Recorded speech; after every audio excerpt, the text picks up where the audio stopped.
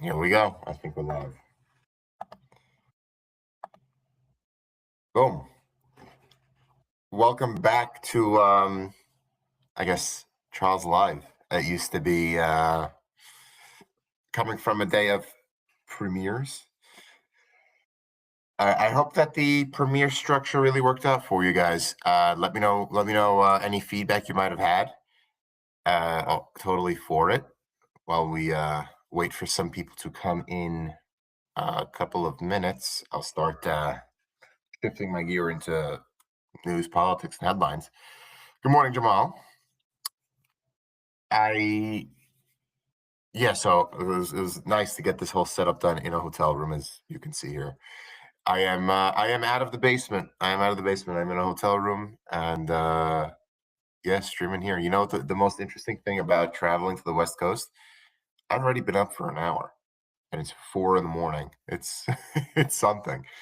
I want to make sure that that I don't need to adjust when I get back home to the Eastern time. So I'm trying to stay on Eastern time while being in the West. Falcon Steph, you guys are talking about a VCR, man.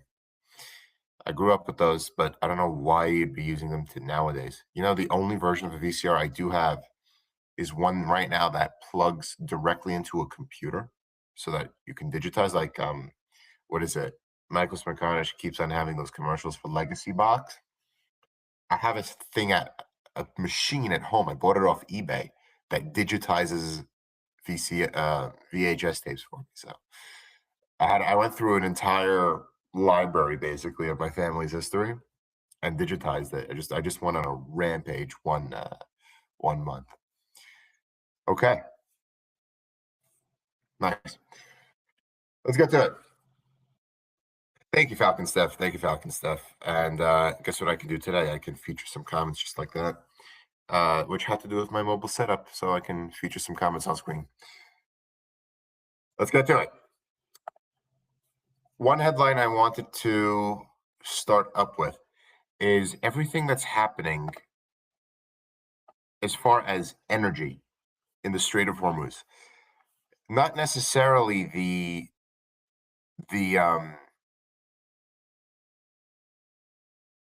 Iran, Israel, U.S. war on whether they're going to close the strait. More of the impact that closing the strait will have. Robert, I'm waiting for this intellectual property to expire so that I can make it my brand, just so you know. Back to the news. How much burn do you think the American people can take to make this war? How much burn? Let me try to think of how this question is. How much burn do you think the American people are willing to take before Trump loses enough political capital to be forced to withdraw troops or something like that? I don't think it's I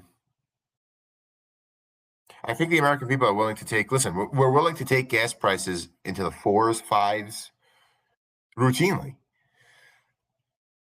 But when you start saying this is because of Israel, this is because of Israel, this is because of Israel, and every time you're at the pump, you're thinking, oh, this is because of Israel. It's not even our interest. I think that'll, number one,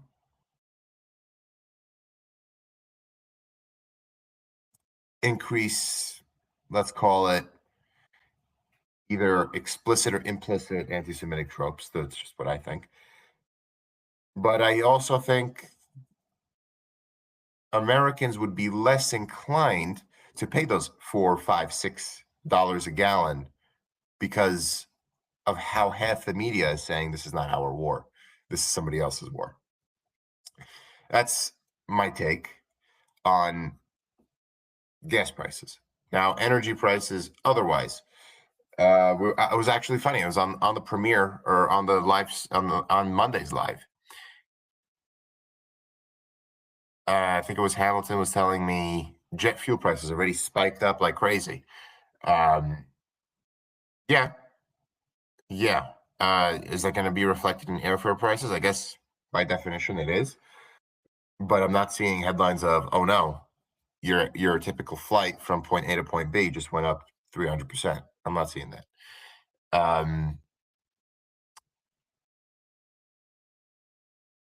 And I also did listen to Admiral Stavridis yesterday, where he was saying that Iran can drop, I think it was 5,000 mines, but it would close the strait for 2 to 3 months, and that's just and that's enough of a delay, enough time for the U.S. to go into economic recession. I didn't know the admiral was an economist. I knew he was a smart guy, but I kept on thinking about it overnight, and you know what? I have to believe him. I have to believe him.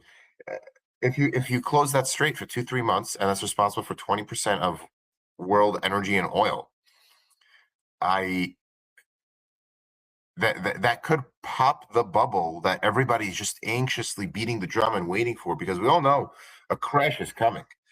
But that could be it. Now that I'm thinking about it, especially on the admiral's end. Yeah, Nancy, flight prices will go up for sure. I know, but we haven't seen it yet. We haven't seen that your typical flight from JFK to Miami, from LAX to Dallas, is up to 200 or 300%. I'm waiting for those headlines, or at least I'm waiting for those headlines to get more prominence. Yeah, so there's that going on, and as far as I know it, popping the bubble, CKCJCGO, popping the bubble is, it might be something that, call me crazy, maybe something that will be intentionally done, just so Trump can say, "Hey, I rebuilt the economy." We're long overdue, right? The last time was 08. There's that. Second, well, before I go to the second headline, let's call this one 1A, so subsection, is the U.S. and Israel are just not done with Iran. I'm reading a New York Times headline at the moment. The U.S. showers Iran with bombs in most intense strikes of the war, Pentagon says. The AP, about 140 troops were wounded in the Iran war, 8 severely. And NBC, most intense day of U.S. strikes on Iran, Hegseth says. Tehran warns it will block oil until the attacks end. And the White House is going to be holding a briefing. So on that, you have to give to them. They're holding a briefing pretty frequently to brief the American people, and I am looking for something. As far as, I'll wake up in the morning, or before I go to sleep at night, what happened in the war? I'm looking at that, and again, I'm wondering, what is the point? What is the point? If any of you guys went back, as I said in the comments section on Monday, Fareed Zakaria had a fantastic commentary of, contrary to what Israel is doing, the U.S. is just improvising in their missions in Iran. In their missions in Iran, Israel is doing exactly what they set out to do. The only thing that they just basically can't do is have a coup take place. When it comes to the American objectives, we still don't know what they are. Again, to solidify my opinion, I think this war was in America's interest. Someone had to do something about Iran instead of just kick the can further down the road. But I still don't know what the objective is. I do wonder what's going on with let's say the uranium recovery. I want to see what's going on with extracting the already enriched uranium. I guess there's value in extracting it, but they can just get more. I don't know if I'm being naive here. And when it comes to the mines in the Strait of Hormuz, I'm thinking, just like Michael had a comment yesterday of, wouldn't we just see them mining the strait, and then we can strike them, be it by air or sea, before they actually mine the entire thing.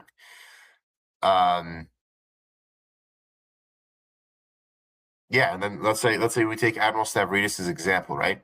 When the Suez Canal was shut down because a boat was rotated in the wrong direction or something like that.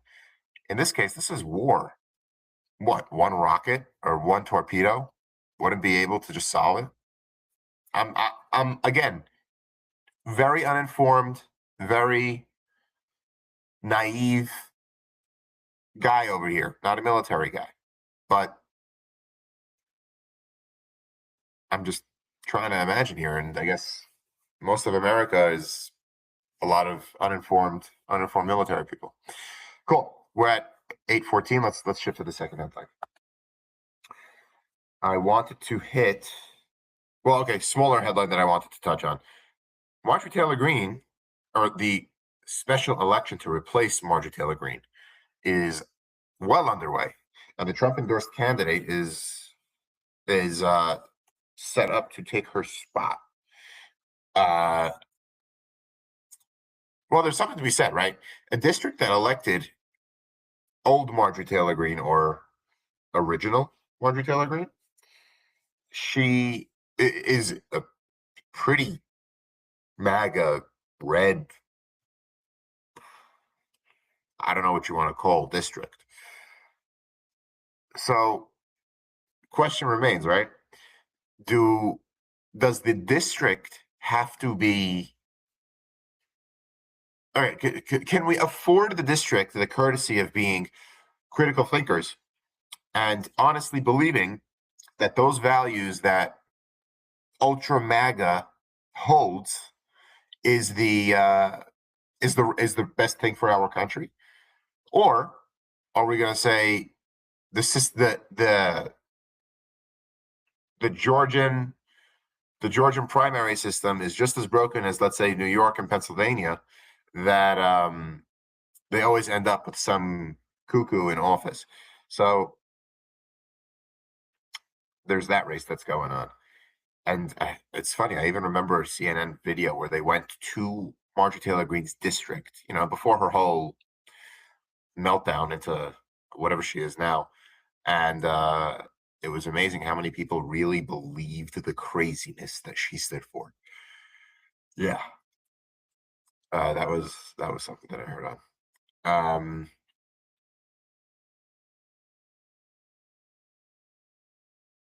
Lo and behold, before as I was just looking at the Marjorie Taylor Greene election, the U.S. did attack an Iranian mine-laying vessel near Hormuz today. 2 hours ago, 1 hour ago, Iran lays mines in the Strait of Hormuz, triggering the U.S. response. Okay, so this is unfolding as we're on stream here. 9 hours ago, CNBC, U.S. forces in the sinking of 16 Iranian mine layers, as reports say Tehran is mining the strait. So they're doing it. And it's a story that's breaking and unfolding right now. Okay, something to keep an eye on. Something to keep an eye on is this strait. Wow.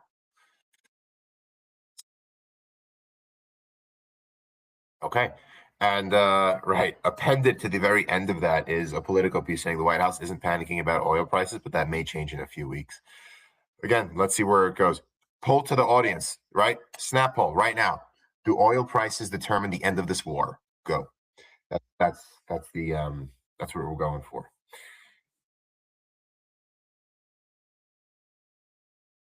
Okay. Otherwise, I let's say second or third small headline that I wanted to hit.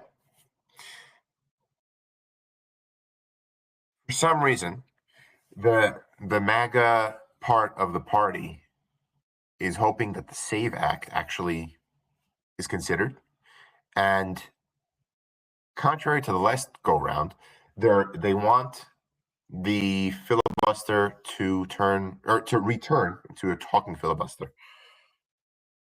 I am in favor of that. The filibuster should be a talking filibuster. But Thune doesn't want to get rid of the current filibuster and go back to the talking filibuster. in my opinion, because they have to fight for a Senate that may not be in a Republican majority. I'm saying after the midterms. I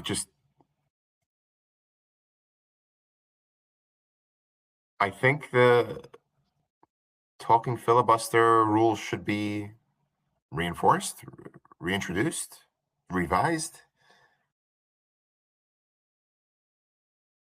I mean, I guess it's a good thing that you need 60 senators right now, and that's just a higher bar you have to pass, and otherwise it's just majoritarian rule. Okay, here, think aloud with me, right? The filibuster, is it supposed to be a dying ground for bills to go through Congress? Or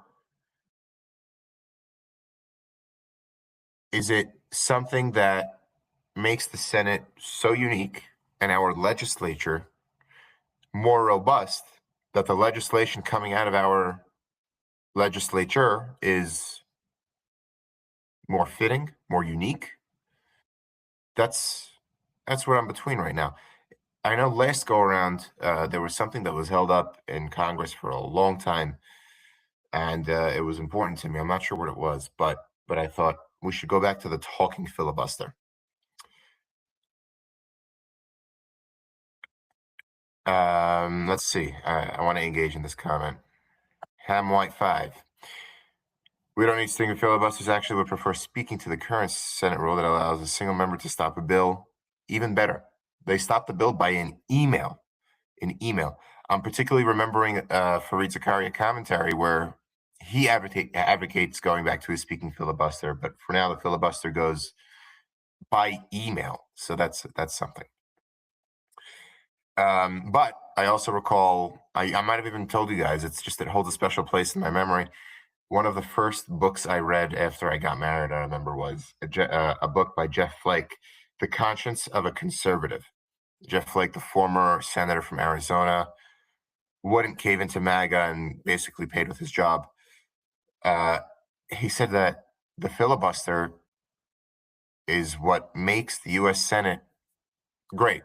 It's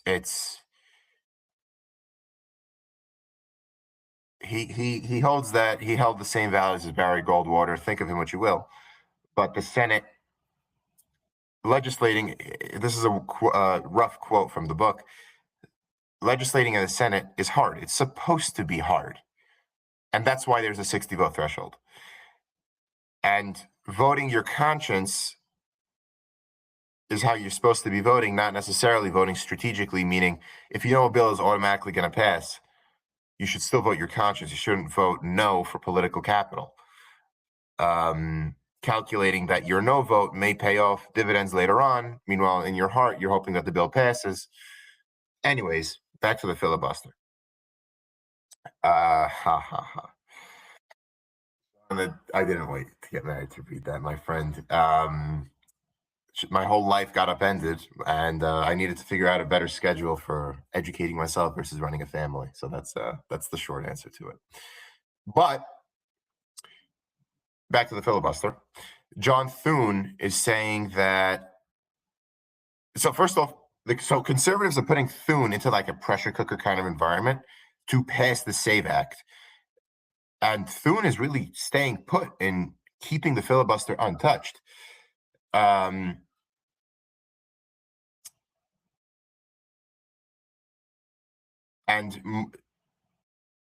I would say like a month ago, Trump was saying get rid of the filibuster completely. But now Republicans are saying go back to a talking filibuster. I'm remembering now. I think it was either the government shutdown. Yeah, it was the government shutdown in November where Trump just said get rid of the filibuster. And even now, I cannot believe the DHS thing is, number one, not getting more press, and number two, not resolved. I guess that's when Senator Mullins gets confirmed. Maybe there'll be peace there. But while traveling, I actually didn't face much TSA delays, but I made sure to thank every single TSA agent I came into contact with. They didn't seem annoyed at me, but they seemed They seemed. Oh, I said, "Thank you for working without a paycheck." That's what I said, and then they go, "Ha, thanks for reminding me." They didn't say or something like that. So that was how that unfolded. And Politico has a great piece, really going over the filibuster gambit, and just filibuster always gets back to me. Do we really need it? But it makes. I don't like the idea of the Senate being a majoritarian rule, but I do like the idea of needing to compromise and get to 60 to establish cloture. But the talking filibuster is not the way to do it. I mean, it's just that just relies on people just talking and talking and talking, and then what is that going to induce more bipartisanship and more effective legislation? I don't think so. I don't think so. And and we went through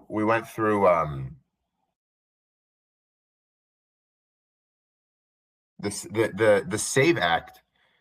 I just don't think is good legislation. If you simply said you need photo ID, you have most of America with you. But if most people's IDs will not prove that they are a direct citizen, it's bad legislation, in my opinion. Just add a picture to the Social Security card, people. Right? That's really what it comes down to.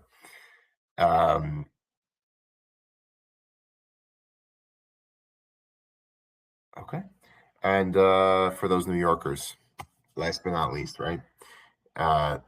It looks like, and the reason why I would bring this up on the stream is this will probably have ripple effects throughout the midterms and throughout Democratic-run cities overall. The New York State Legislature supports Mamdani's plan to increase taxes on New York City's wealthiest. Times Union, Democrats propose tax hikes for New Yorkers who earn at least $5 million. And the State Assembly and Democrats propose tax increase on wealthy earners. Important to note, Kathy Hochul, another Democrat, is up for election this year. So what's she going to do? What's she going to do is the question.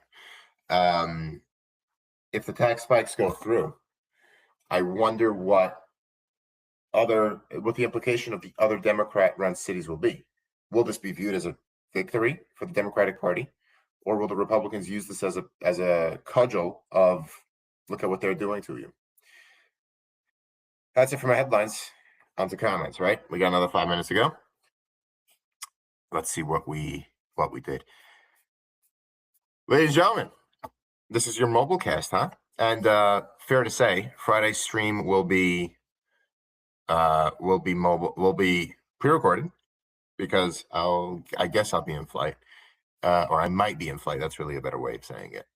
And I'll do my best to be on the comment section with you. I don't know if logistically I'll be there the entire time, but I will try my best to be there. Love being with you guys in any way, shape, or form. So there's that's happening. But it'll be with this background, so I will be out of my basement. That is correct. So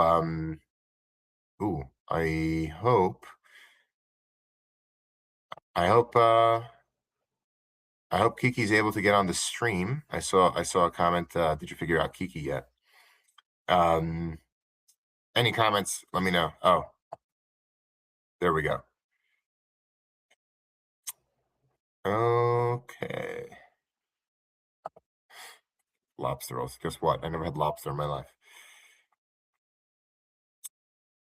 Alrighty. Yeah, I never had lobsters in my life. I never had Skittles. Yeah. There are just some things I never did. Cheeseburger never had.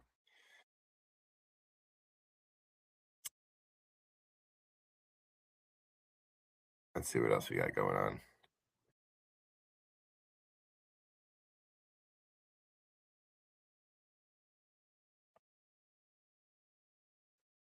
The only member of this small esteemed group who can be in two places at the same time, not time zone. Are you talking about me? I mean, yeah. CKCJ. Do you know what happened? Oh, you guys would appreciate the story here. I forgot my bag, my backpack. So I took a 6 a.m. flight out of New York. I took my duffel bag. I have a change of clothes. I have a gym clothes. I got whatever I needed to do. Right. I didn't have a charger for my phone, nor did I have a laptop, nor did I have a lot of work related things. Right.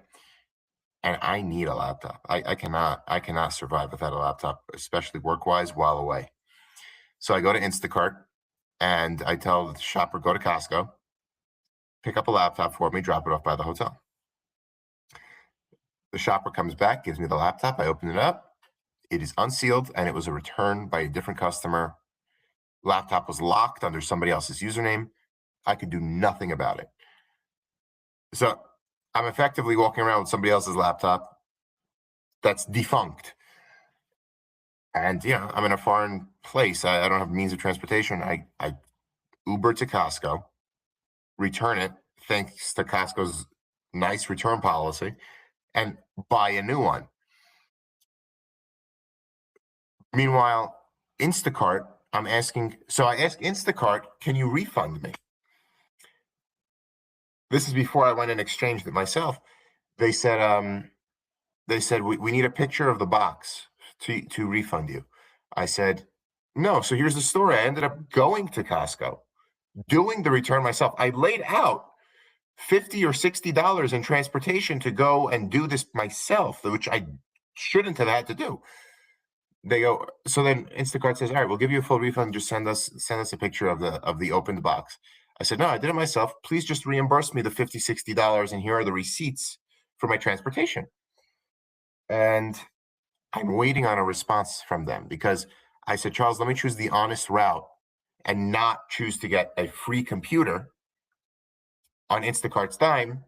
Let me just hope that somebody's understanding on the other end. But what I fear is they're going to tell me we don't reimburse transportation, and then the black angel on the shoulder is going to tell me, see, Charles, you should have just sent them a picture of the open box that you now have and get a free computer out of it. That's the problem with being honest with these people sometimes. They're only used to a certain standard operating procedure, and people fail to have the capacity to just simply know, I'm trying to be honest with you here. I'm not looking for a $500-$600 refund out of your pocket, which may work better for your system, but it's not honest. I'm hoping they reimburse the transportation costs in the end of the day, right? That's fun story, right? Fun story. Ladies and gentlemen, hit me with any comments you want me to go through. I do have a couple of minutes as it's 5:30 in the morning over here. And then I'm going to go for a workout. We should be doing that. I don't want to lose track of my health here. Okay. Oh, she's leaving for work now? All right. Send regards. Desert Sun said, yes, the SAVE Act is terrible legislation if I've ever seen it. I mean, I think it works for a good purpose. It's just so ineffective the way it's written. And thanks to Smerconish for having that segment on it. I just lost the comment. If the Senate becomes majoritarian rule, should they not also change the percentage on impeachment votes to convict? Well, that's constitutional, isn't it? Well, I don't think so. Oh, well, maybe. Yeah, I guess the votes to convict, is constitutional. What I really don't look forward to is impeachment-orama that's going to happen after the midterms. I'm just not looking forward to it. I wasn't looking forward to Trump weaponizing the justice system as it was weaponized against him. And I'm not looking forward to weaponizing impeachment. I mean, yeah, and I am very disappointed Trump ended up weaponizing the justice system. I mean, stupid. Joe Abrams, how you doing, man? Suane, sorry for the person who thought the computer was wiped. Yeah, Yeah, I before I returned it, I was trying to wipe it myself for their good, and yeah, the security locks were so good for. Well, give me a few minutes. I could have probably went around it, given my tech background. Um, yeah, I was trying to at least wipe it on their behalf, but sorry. Alta, Alta, yeah. Nothing else will be done. It'll be impeachment orama. It will. It will.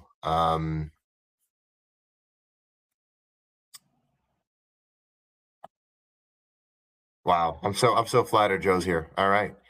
Um,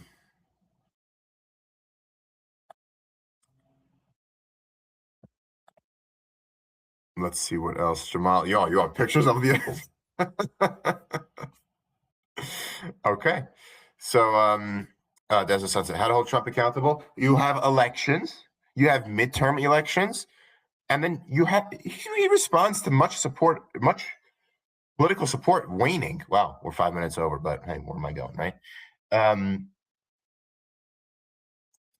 he can't do anything he wants without political capital. He sure doesn't mind to buck the trend, but he still needs significant support to get certain things on his agenda done. Um, and that's the system we're a part of. We elected him into office as president, and we're about to have the midterms. And yes, I think it should be viewed as a performance rating on how he's doing. Um, uh-oh. Ham, what's a good purpose? Good purpose? Are you kidding me? I think you're responding to yes, Jamal. That was what I was trying. Force power off, boot 3x to force recovery mode. Yes, I was trying to do that. Um, I needed a recovery key to initiate a wipe. That was what was happening. Anyways, guys, as usual, I'll be going through the comments and let's make everything a great day, right? I will see you on a stream Friday. I will try my best to be in the comments section for as long as possible. But happy to give you guys a place to get together and wishing you guys all the best. See you in a